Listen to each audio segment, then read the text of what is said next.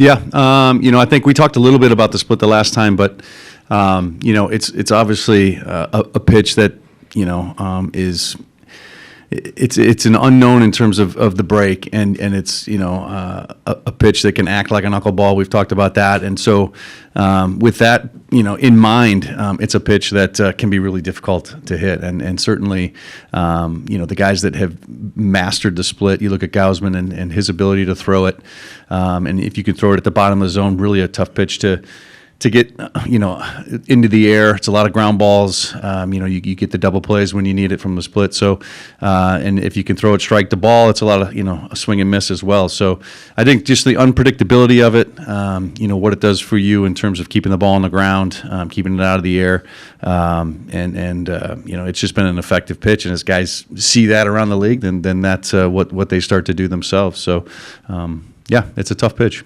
Stay on the left with Ryan. Dan, what do you like about Canzone over Robles in right field, and would we see Victor as a defensive replacement late? Yeah, I mean, I think we have a luxury of being able to match up a little bit. India Savage does, he has with the split is can be tough on lefties. We think, the way Dom has swung the bat, that he's got a good opportunity against Savage. But yes, obviously late in the game, you don't know what's going to happen. Vic with his speed, his ability on the bases can also be a guy that can come in and run for you, but also can play out in in right field on defense late in the game as well. So that's what we're seeing at the moment, and that's how we've got the lineup set today. Go straight back in the middle, Dan. Hi, Dan. Just wondering if you're keeping any tabs on your players' emotions going into a game that can be historical for your organization. Yeah, I mean, of course. I think the feeling in the clubhouse is good. I think we've said all along that there's a lot of work to be done, and there's more work to be done, and that's the message. And these guys are well aware of that. And obviously a big win coming out of Seattle there earlier. The feeling just continues to be, whether it was at the workout yesterday, it's just work to be done, more work to be done, and so I think they're in a great frame of mind. They're focused, and they're ready to go, and that's what you want. I don't think it's easy this time of year to get distracted by a lot of the outside noise, but these guys have done a really good job on the whole of staying focused on the task at hand, and that's where they're continuing to keep their focus. We'll stay in the middle and the back. Hey, Dan, given all that's happened in this postseason, how much stock, if any, do you put in the idea of one team holding momentum over the other, or is every game just a discrete event? I think each game is discrete. I think emotion, momentum, you call it what you want, does play a big role in the postseason for sure. But each game, presents its own challenges, its own differences, I think in terms of that, you treat each game differently, and I think it's kind of played out that way in this series. But obviously, emotion and momentum is definitely a factor. We'll go on the right, Curtis. Dan, Leo didn't get back with you guys until the start of September, and he's had some big moments for you. The defensive play the other day, the hit in Game 5, obviously. What is it about him after so long in the minors that's allowed him to kind of jump into this moment, not be shy of it, and be able to contribute for you guys on this stage? Yeah, I think the thing for Leo is that, he's very secure with his identity as a player. We talk a lot about identity, and Leo is so comfortable with who he is, and a great defensive player. We've seen that from him, but a guy who just puts up a really difficult at bat and a tough at bat, and he's a tough out, and I think we've seen that play out over the playoffs as well. And when he came back, I think that's what he continued to show us, and in his opportunities to play, and as he's gotten opportunities here in the postseason, I think the story has been the same. And that's what you want from all our guys. Tough at bats, grind them out. Be a guy that can find your way on base, and then when you're in the field, be defensive, and make the plays. And we've seen Leo do all of that. So it's been nice to have him in the lineup. We'll go in the front on your left, Dan. Dan, how did Brian come out of the relief outing the other day, and what do you kind of envision his role will be over the rest of this series? Yeah, I think he came out pretty well. Yesterday, I think, as he mentioned, just kind of general soreness, and which is good. And today, we'll get a chance to get out there again and play some catch and see how he feels. And, I think as you look at games 6 and 7, if there is a 7, game 6, certainly tonight, is we're going to find out who's available and who's ready to go and who might be, in the bullpen at times. So we'll be finding that out here as we get guys in on the field and get loose for tonight. Go in the middle on the left, Jordan. Dan, what did you see from Logan in his last time out, and what do you need to see early in this outing to kind of know he's feeling good? Yeah, I think last time out was a little bit of uncharted waters for him, just because of the relief outing for us in the Detroit series. So tonight, you kind of look for him to be a little bit more settled and back into his regular routine of sorts. They were able to put a lot of pitches on him early. He got into some early trouble, in that first inning, and they were able to get to him a little bit. So I think just kind of getting off the blocks in a good way, I think, is going to be key for Logan tonight, and that's kind of what we'll be watching. We'll stay in the left in the back, Tyler. When Logan is at his best, what makes him so hard to hit? It's we talk about, ironically, it's the split, it's his secondaries and how they work with his fastball, and when he can locate that fastball, where he wants to put that, and then you throw in the sweeper or slider and the split. He's a tough matchup, and when he is on and he's able to locate those secondaries, it makes his fastball better, and when he can locate that fastball, it makes his secondaries better, and they kind of play off of each other. So that's what makes Logan so difficult, and a lot of swing and miss there. I think that the split is a big reason why he can throw that thing at the bottom and break it out of the zone where there's just not a lot of contact to be made. So if that split is on, that's when he's at his best. Go on the far left, Rick. Danny, in that ball game, the biggest outs of that game was Cal Raleigh's 2-3 double play. Number one, how do you make that play, and did you have a flashback? The only other time it's been done in postseason play was you and John Olerud back in 2000. Yeah, I had no recollection of that, honestly, which is crazy. But, I think that's just a heads-up play, and I think, what we've seen from Cal behind the plate all season long has been that. But when you get that play out in front of the plate, you really want to pounce on it. You don't want that thing to roll foul because it's an easy out to step on the plate and be able to get the double play at first base. So I thought that was just a great heads-up play by Cal and made a nice play, and it got us out of a pretty big jam. Go to Ryan on the left. Dan, you spent a lot of your career prior to managing working with catchers throughout the organization. I just was wondering your thoughts on the passing of Jesus Montero and your thoughts on him.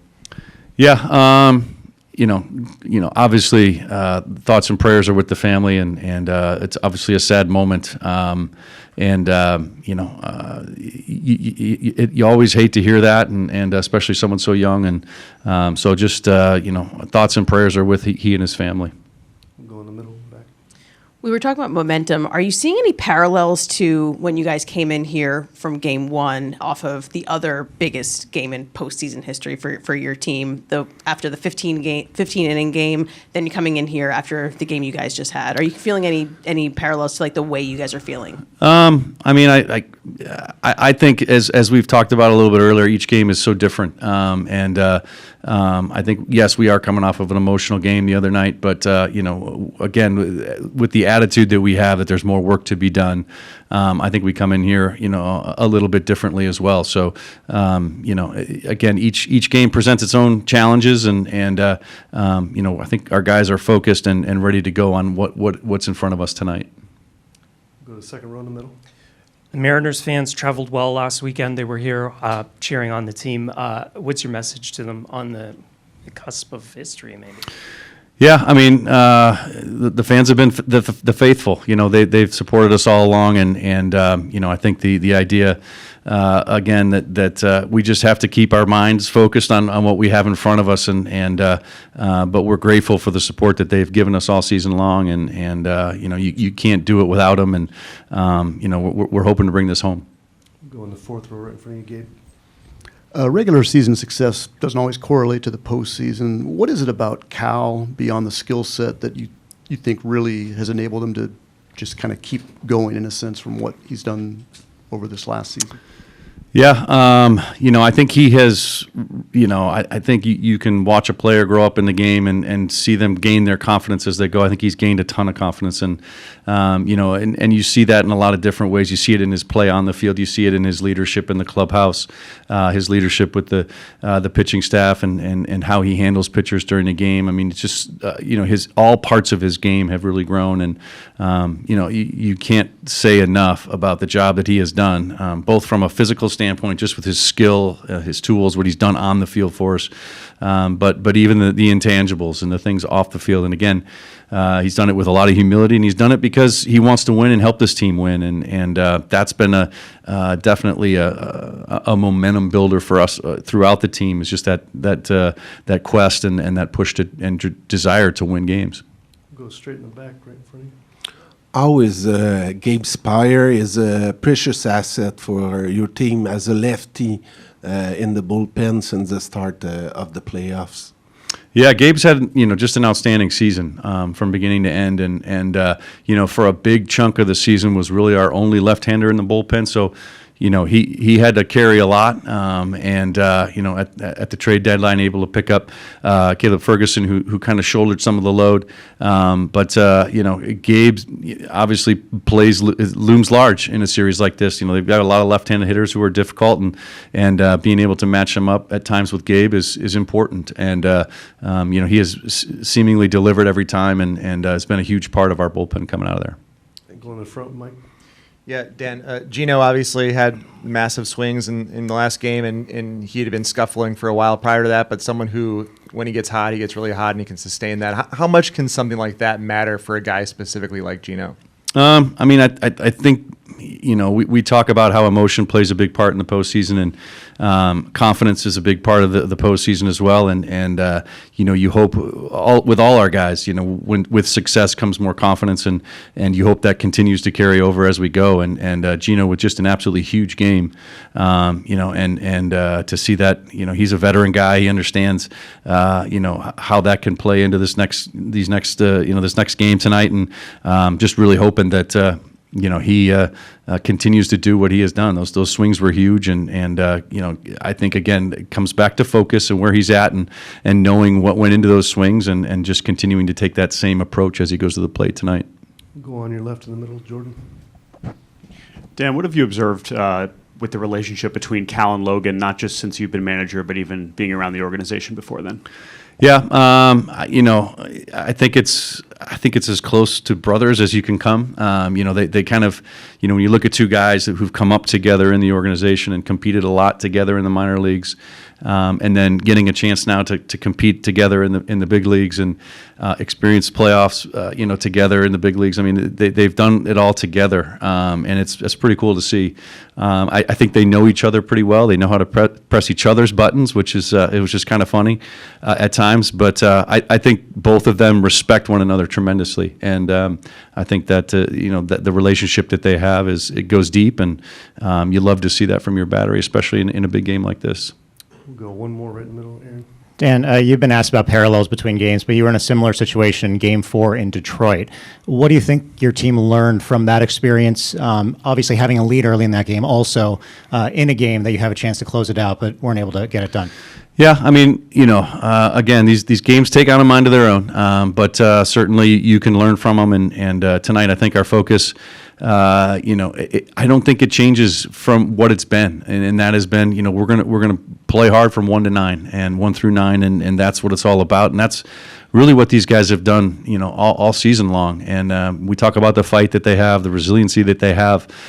Sometimes that resiliency has to happen within the game, and not just from game to game. So, we'll just see how tonight plays out. But I know these guys will be focused. I know these guys will be prepared, and they'll be ready to fight.